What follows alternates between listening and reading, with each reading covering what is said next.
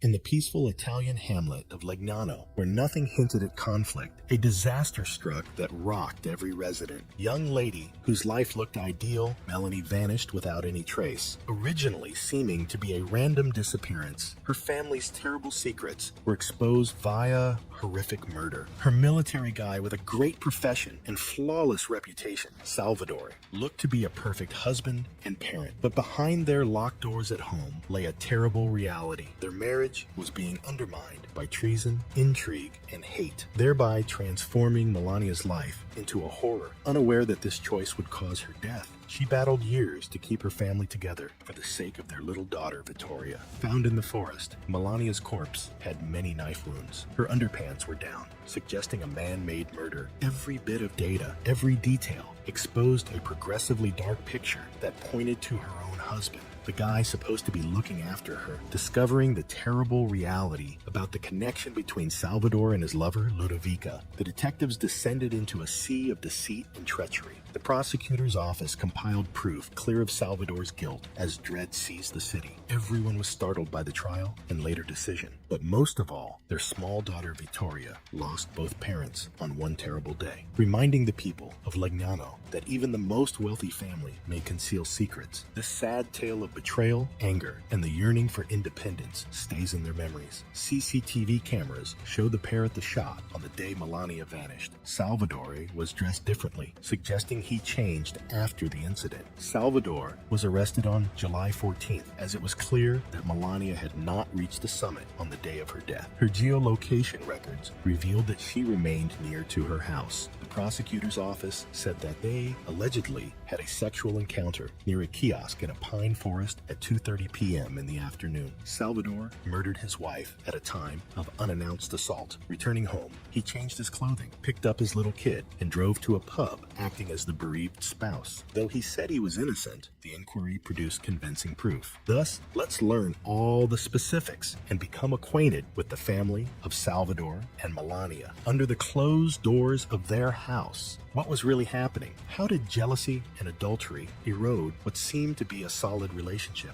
It's time to confront the reality and grasp how one of the most terrible disasters in our city could have transpired. Beautiful lady Melanie Ree, an army instructor for the 235th Pekin Regiment. She was married to Salvatore Paralisi at the time the tragedy struck and was raising a one-year-old daughter called Vittoria with him. Around 3 p.m. on Monday, April 18th, 2011, the horror unfolded. The family then resided in a little town named Oscole Picena, Italy, close to the San Marco Plateau. Though colder than usual for these areas, it was a typical spring day. Since the snow had just lately melted, the visitors who strolled along the walking path beneath the mountainsides did not notice the flowers typically covering the plateau. Still, there were already little boutiques and a tavern here where one might stroll around and take in the sights. One day, a father with a kid turned up here. Driving in his own car, he stopped in the lot. He used the bathroom at a little tavern and then began asking every resident if they had seen his wife. Her moniker was Melanie, the lady just lately become a mother. When the events in issue occurred, she was 28 years old. Her long black hair suited her athletic attractiveness. At that time, there were hardly any women among the patrons of the pub.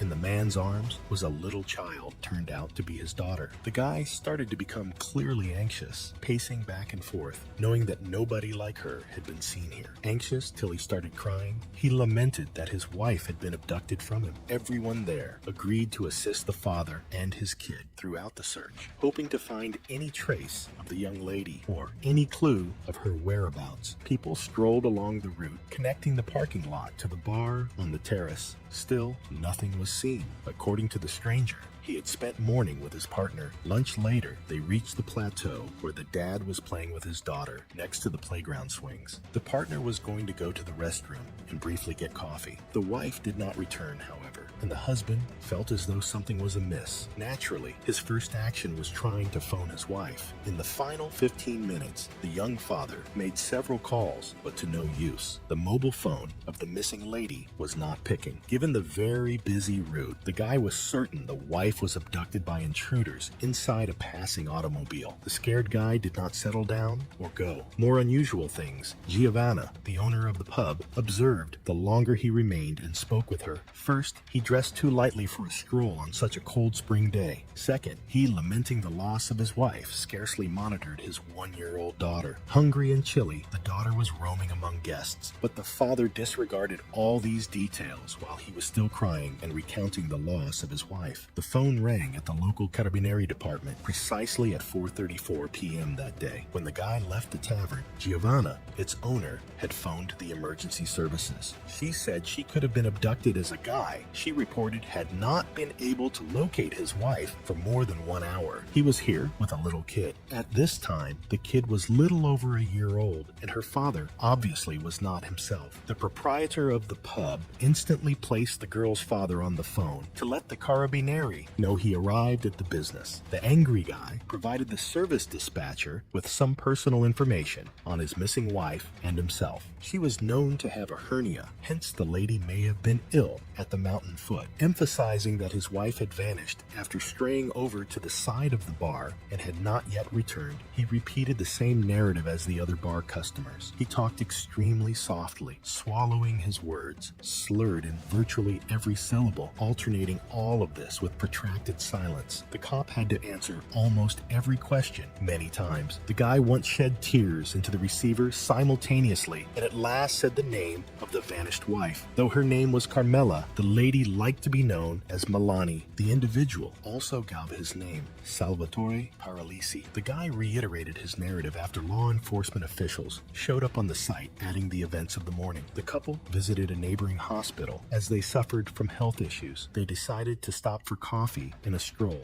on their way back. Salvatore remained at the playground with his daughter at that point, where she was playing on swings. He became concerned, but was unable to get in touch to his wife when she vanished. This was somewhat odd, as the lady normally answered the phone or returned his calls, and the connection was excellent. However, her conduct this time was unusual. She only stayed silent. Salvatore then arrived to the pub his wife was said to be visiting. Here, he asked everyone there if they had seen a lady like his wife, but none had seen her there. The more time went without news, Salvatore experienced greater hopelessness. The father started to become enraged as police officials thoroughly questioned him about what his wife looked like and what had transpired in the previous minutes before she fled. Salvatore said everything was okay. She only needed to use the bathroom and nothing suggested problems. The complainant's identification was verified on scene, and the Carabinieri launched a check. They first quickly examined the man's phone records, looking at his hobbies and recent few days of inquiry to evaluate his credibility. The cops learned about Salvatore's past this way. August 28, 1987, brought Salvatore Paralisi's birth in Naples, Italy. He was 33-year-old when his wife vanished. He resided in Felina with his daughter as well. Born on May 24,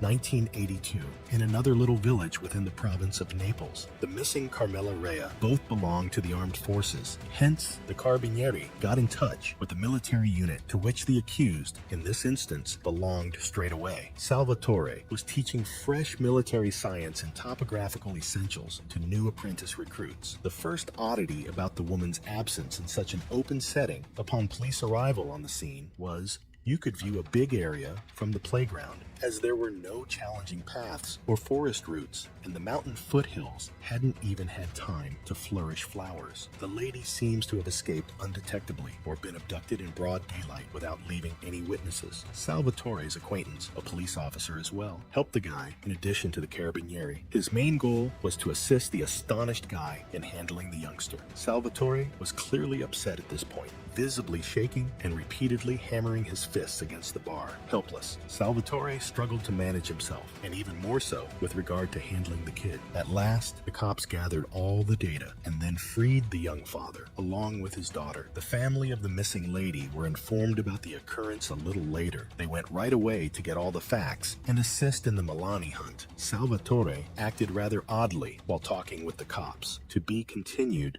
Being a military guy, he fully saw the need of giving the police officials the most correct information to assist in the quick search for his wife, but instead, he avoided responses and slowed down the process in every conceivable manner. Detectives had to ask the missing woman's mobile phone number 3 or 4 times before the guy at last gave the required information. To locate Melania roughly and follow her path, the police intended to monitor her mobile phone. Actually, if she had really fled or been discovered here by by some intruder, the husband was not that difficult to track. Between the pub and the playground, there were only 3 rather busy roads. One of them was rather more than 100 meters long, and much of it could be seen from one of the kiosk's video cameras. The second was around 1 mile long and much more protracted. It drove past the neighborhood war monument, where those who could have witnessed anything regularly pay visits. About 2 kilometers long, the third path similarly had cameras fully screened on both sides. Surprisingly, however, none else saw anything, and the cameras failed to record the lady either. All of this was odd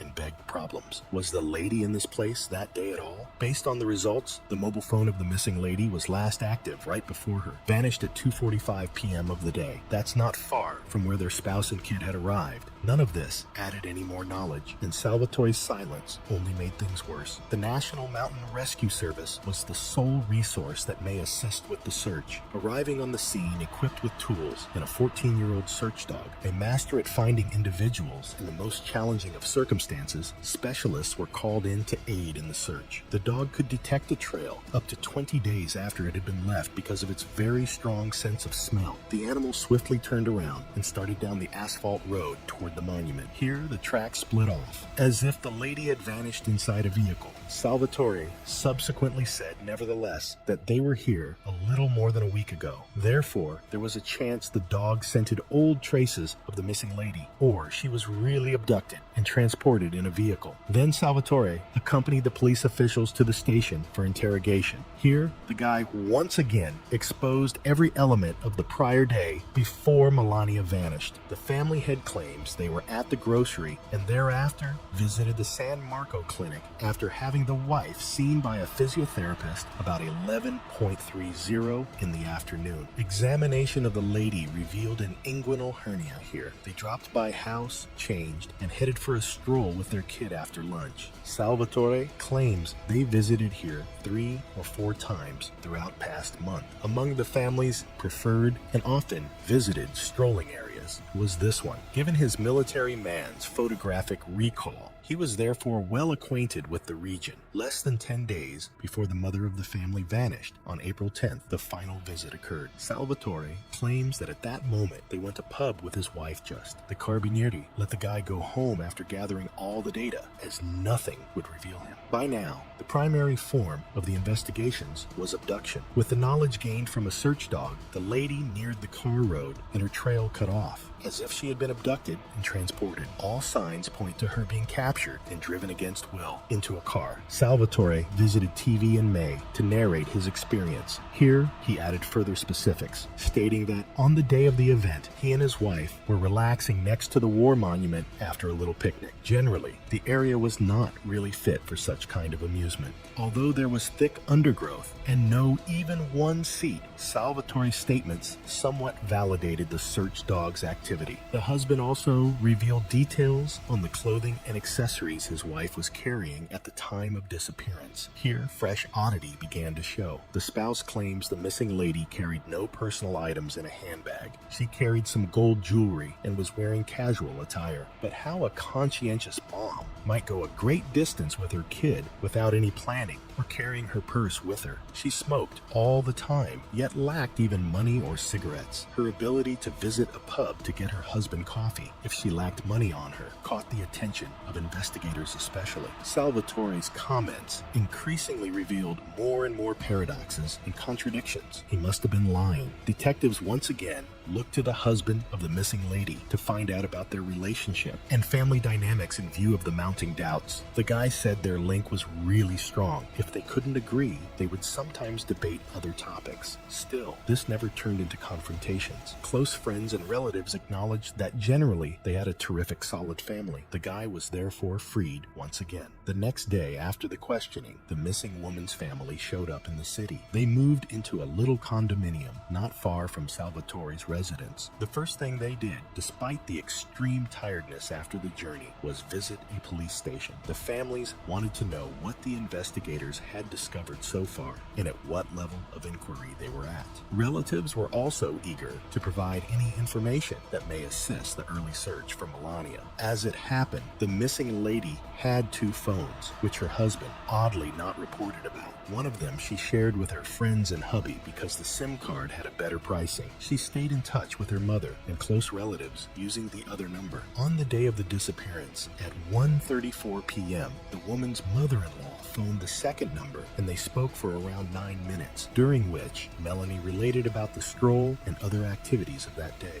Her account is that the young family was heading to San Marco for a fresh air stroll. They had little time for this, however, as the whole family had to make attendance to their friend's child's baptism at 4 p.m. This conversation concluded afternoon at 1:43 p.m. Nobody spoke again. Salvatore's account started to show even more contradictions to the police, constantly reiterating all the police officials already knew at that time. He responded to all queries with one-word responses. Detectives didn't know why the boy remained precisely with his father, who showed little interest in him when the mother went to fetch coffee. Why did she leave the daughter behind? Why did they swing for half an hour without stopping at less than 20 minutes to go from the home to this location? Did Melanie suddenly feel the need to use the loo at that point? More crucial yet, where did she go? Later, relatives of the missing lady moved into Salvatore's residence. Although that they were in continuous contact with him on what had transpired, the guy was not very talkative. Rather, he was primarily evasive and seemed agitated. As best they could, the family helped the guy to manage the youngster. Simultaneously, the husband graciously offered them his bedroom with a big bed to put the wife's relatives at ease. The entire community knew what had transpired on April 19, 2011 previously. Given the neighborhood was among the quietest and most serene areas in the region,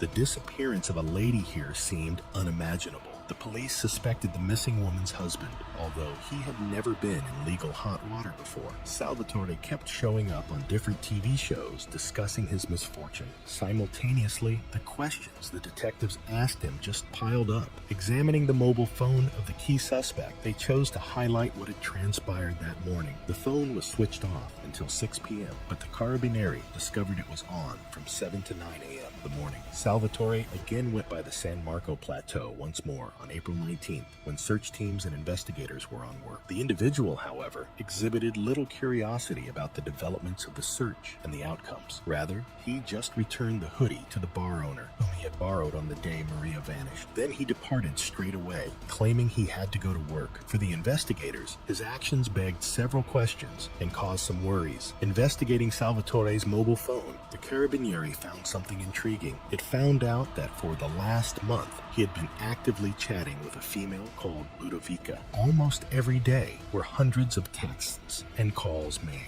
As it happened, he had been secretly having a love relationship with her. Ludovica captured his attention once again in September 2009. Their romance carried on until May 2011, long after the man's wife vanished. According to reports, Melanie became enraged when she discovered her husband's side escapades back in the summer of 2009. Pregnant with a daughter at the time, she moved in with her parents in preparation for delivery. This appeared to have no effect whatsoever on the father-to-be. Salvatore kept court Ludovica, a member of their military group. The female was 27 years old at that period. Later on, Melania went back to her Legnano house as the youngster depends on her and she is still missing. Still, his side affair kept on. The spouse kept renting a studio apartment where he saw his lover. She was dispatched to Rome following instruction. Still, their relationship did not call for an end. To be continued. Almost every minute the guy utilized was dedicated to escape his wife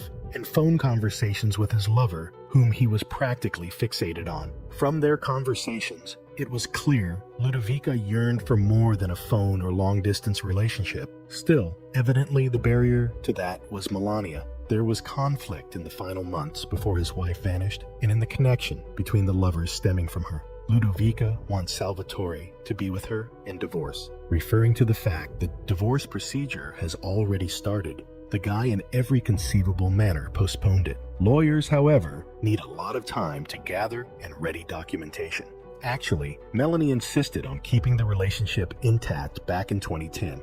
She was really clear-cut in this sense. She just discovered, at this time, that her spouse still meets with his mistress. Still, the partner resolved herself to keep the family together, saying that her husband would suffer at work should they separate, and she exposed the connection on the side. Melania sought to blackmail Salvatore. He then started to feel afraid and stopped talking with Ludovica. It seems to have worked. His wife believed that everything was back to normal, and that the stasis in the relationship was the only reason for the fleeting infatuation she had. At this point in the conflict, however, the mistress arrived and did not intend to yield. Desiring Salvatore to leave the family for her, Ludovica urged on a fresh connection with him. The guy was really caught between the two ladies. The circumstances progressed such that Salvatore was scheduled to visit his mistress in Rome to see her parents, so they may be free to start their own family on April 19th. The issue proved to be his wife not even knowing about this. He was meant to be spending the vacations with his family, Melanie and her kid, at the same time.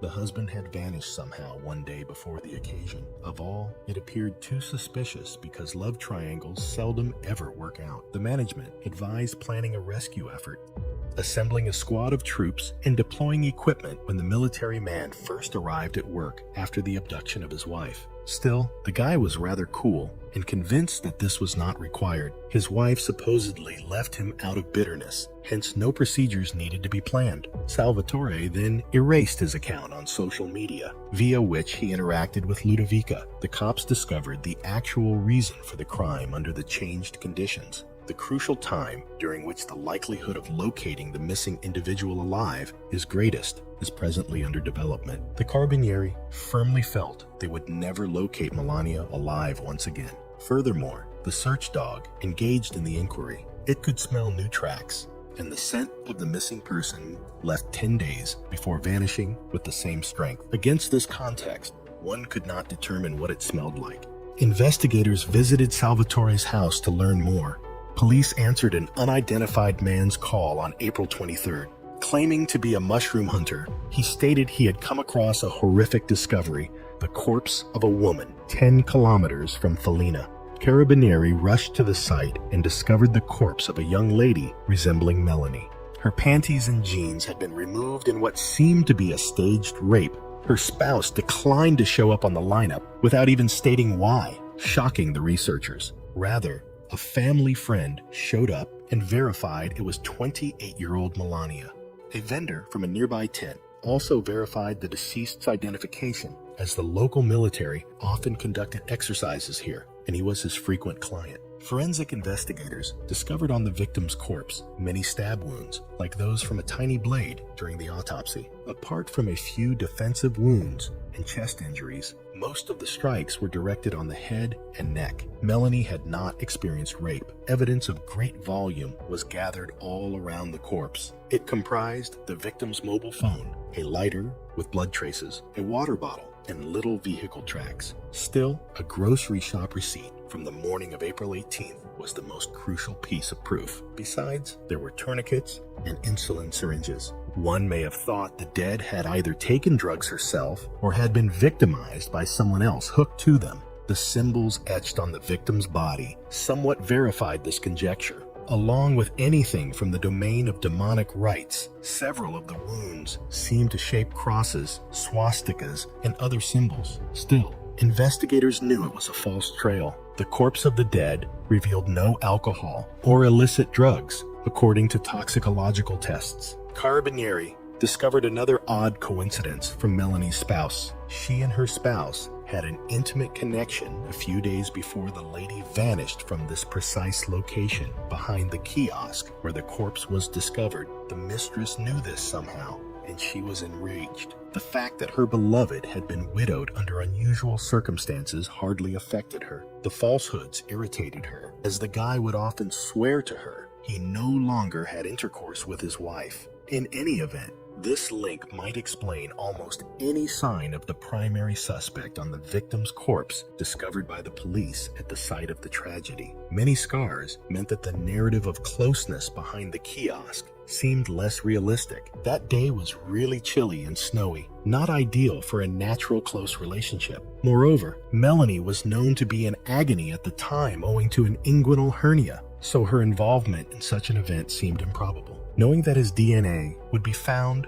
on the murdered woman's corpse, as proof of his participation in the slaughter of his own wife. Salvadori most likely aimed to provide an alibi in this sense. Of course, this was just conjecture that had to be confirmed. Law enforcement personnel searched the whole area close to the corpse using luminol in order to find the smallest blood droplets. They came across plenty of evidence, including a partial boot print. Finding someone in the vicinity between April 17th and April 20th was essential to obtaining a fresh lead on the offender, as it was the time frame decided to be the victim's death's occurrence. As it happened, those days were spent in the vicinity by troops from the regiment where the widower and his wife were stationed. The cops spoke with individuals among them who could have observed anything on that day. Actually, it turned out that part of the evidence left behind, a bottle of water, a shop receipt, and a boot print, was left by the military. Since much of the evidence was essentially unrelated to the case, this really put the investigators back. Furthermore, the troopers said they did not observe anybody unusual that day, so there was not yet a corpse visible. The researchers choose to examine the mistress more closely. She had a strong alibi. As she discovered, she did not leave the barracks on April 18th and 19th, so she could not be at the murder site. Ludovica also gave insightful information. She told Salvadori about their connection on April 17th, 2011. That day, he informed Ludovica his wife was cheating on him. This deception may have been used to set up a disagreement and provide an alibi. Examining Salvadori's adulterous activities closer, it became clear that Ludovica was not the only one he had an affair with. Earlier romances have also included female troops. Ludovica was aware of it, but she gave it no weight. The passionate widower confessed overall that he had connections with at least 23 side women. Knowing that the police shared this information, the man worried that they may use it as justification for reprisals directed at his wife. Detectives listened in phone calls and set up a wiretap in the primary suspect's car to compile proof of his participation in the murder. Salvadori often arranged monologues in his vehicle, talking about the news about the death of his wife, which gave grounds to infer his participation in the slaughter of the young lady. This revealed important information. Still, the investigators still needed to find out when and from last saw Melania alive. Of the 37 persons who had been traversing the plateau at the time of the disappearance, strangely none had spotted Melania or the father and kid on the swings. Examining the suspect's automobile with luminol, police personnel were able to detect bloodstains inside. Those samples were transferred to a lab, and later on, an analysis verified the scientists' worries. The blood belonged to Melanie. Concurrently, the prosecutor's office was developing its hypothesis and seeking to ascertain the crime's motivation. According to the inquiry, Melanie was a dominating woman who nursed resentment toward her husband for his many transgressions, but kept him back for the child's sake. She may have been pressing him nonstop, aggravating things. Salvadori found release in his connection with Ludovica, who also pressed him. Melania was a third extra in this connection, hence Salvadori chose to get rid of her. On April 18th, forensic specialists concluded the lady passed between 2:30 and 3:30 p.m. The cause was 35 stab wounds. Although she had not been sexually attacked, the dropped underpants suggested that the crime happened while the victim was sitting and urinating. Most likely, the assailant came up from behind and struck while the victim was defenseless. The kind of the wounds suggested that personal hate drove especially brutal murder. Salvadori was found guilty and sentenced to 20 years in jail, as well as compelled to compensate the relatives of the slain victim 2 million euros. He is still in Milan. Melanie's daughter is now under custody of her relatives. Vittoria, now 13 years old, has changed her surname to her mother's and does not see her father or want to know him to date.